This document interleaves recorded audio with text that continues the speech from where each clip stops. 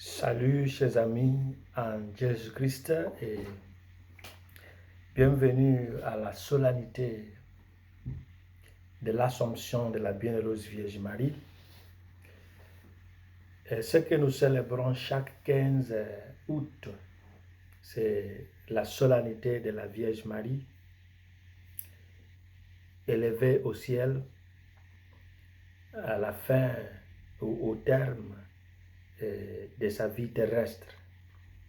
Le 1er novembre 1950, l'Assomption de Marie est définie comme un dogme de foi par la Constitution apostolique Munificentissimus Deus par le pape Pie XII et qui disait: par l'autorité de notre Seigneur Jésus-Christ, des bienheureux apôtres Pierre et Paul, et par notre propre autorité, nous prononçons, déclarons et définissons comme un dogme divinement révélé que l'Immaculée Mère de Dieu, la Vierge Marie, après avoir achevé le cours de sa vie terrestre, fut élevée corps et âme à la gloire terrestre. Numéro 44 de cette constitution apostolique.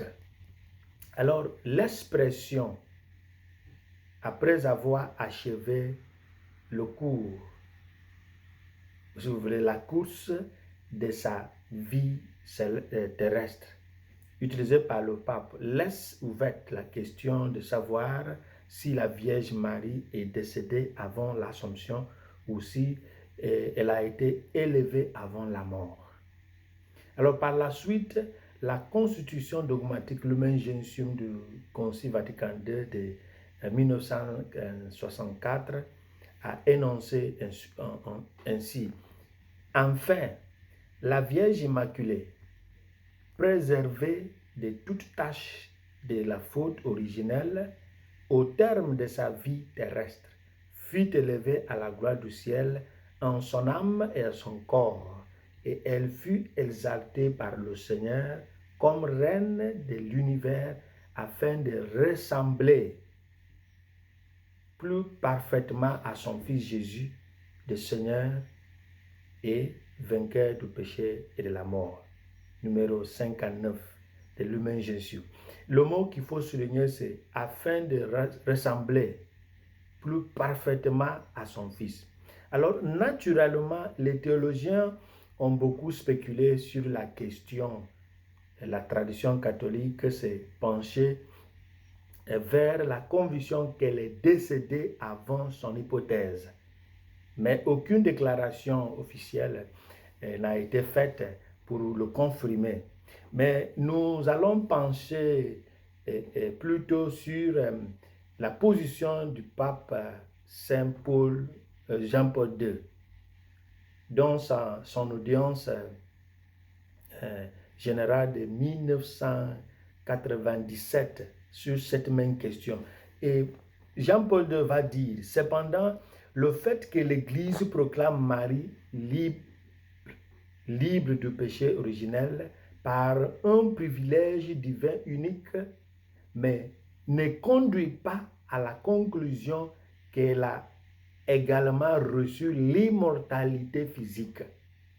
La mère n'est pas supérieure au Fils qui a subi la mort, lui donnant un nouveau sens et le changeant, ou bien la mort la changeant en un moyen de salut. Ça veut dire la mort devient maintenant un moyen de salut, impliqué dans l'œuvre rédemptrice du Christ et associé à son sacrifice salvifique. Marie a pu partager sa souffrance et sa mort pour le bien de la rédemption de l'humanité. Ça veut dire Marie, pour mieux ressembler à son Fils, pour mieux participer à son sacrifice salvifique, elle a connu la mort, parce qu'elle ne doit pas être supérieure à son Fils qui est à la fois son Fils et son Seigneur. C'est la position, à savoir que par rapport à la question, est-ce que la Vierge Marie avait connu la mort ou bien elle était enlevée sans connaître la mort? La position de l'Église, c'est qu'elle a connu la mort, mais son corps n'a pas connu la décadence, la pourriture. La leçon essentielle de l'Assomption est la victoire contre la mort. La mort n'a plus le dernier mot. La mort qui est le dernier ennemi de l'homme, que l'homme doit vaincre, est vaincu par la mort de Jésus, qui est une anticipation à notre victoire sur la mort. Et lorsqu'il est ressuscité, sa résurrection devient l'anticipation de notre résurrection au dernier jour. C'est la victoire que nous célébrons. Et nous célébrons aussi l'espoir que si Marie, qui s'est consacrée au Christ, à Dieu, dans son humilité et dans sa pureté du cœur et de l'âme, a pu voir cette gloire, que toutes les personnes qui se consacrent à Dieu recevront la même gloire. L'Assomption de la Vierge Marie nous présente la gloire que Dieu accordait à Marie, la mère de Dieu fait homme. Il ne faut pas que Marie, celle qui a abandonné tout et qui s'est abandonnée à la merci de l'ordre de Dieu, il n'est pas juste qu'elle soit abandonnée à la merci de la mort. Celle qui a reçu le message de l'ange Gabriel, celle qui a rendu visite à Élisabeth, pendant laquelle le Magnificat a été chanté pour la gloire de Dieu à travers elle, celle qui a conçu et qui a mis au monde celui qui s'appelle Jésus, qui vient sauver son peuple de son péché, qui s'appelle Emmanuel, qui est le retour de la lumière du Christ, elle devient injuste de l'abandonner à la merci de la mort et à la décadence de son corps. La Sainte Vierge Marie, qui est la deuxième Ève, qui est venue humblement par son obéissance pour rebâtir ce que la première Ève a démoli par sa désobéissance, ne doit pas être délaissée. Grâce à son humilité, à accepter la parole de Dieu par son Assomption, elle est devenue l'étoile du matin, en vainquant le diable qui auparavant était l'étoile du matin, mais qui a perdu cette place faute de sa désobéissance, faute de son orgueil. Et la première lecture du jour décrit la victoire de Marie contre le dragon. C'est lui qui représente le diable, par qui la mort est venue au monde. Et l'intervention de Dieu pour sauver cette femme, selon la première lecture, dont par cette lecture, attire notre attention à l'intervention de Jésus à nos affaires humaines, à nos souffrances humaines, par sa mort et par sa résurrection, qui nous a donné une nouvelle identité et une nouvelle autorité. C'est-à-dire, en Jésus-Christ, nous sommes devenus invincibles par la mort. C'est le message toujours, que la mort n'a plus le dernier mot sur nous. D'ailleurs, Dieu va intervenir à nos affaires saturées par les influences de la mort, les influences du péché, les influences de Satan qui est l'auteur du péché et l'auteur de la mort.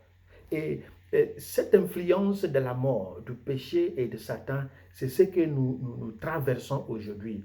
Vous pouvez le nommer la haine, la solitude, la trahison, le péché, l'injustice, le terrorisme, la décadence morale, la peur, la maladie, l'épidémie, la guerre par-ci par-là. Toutes celles-là manifestent le pouvoir momentané du mal,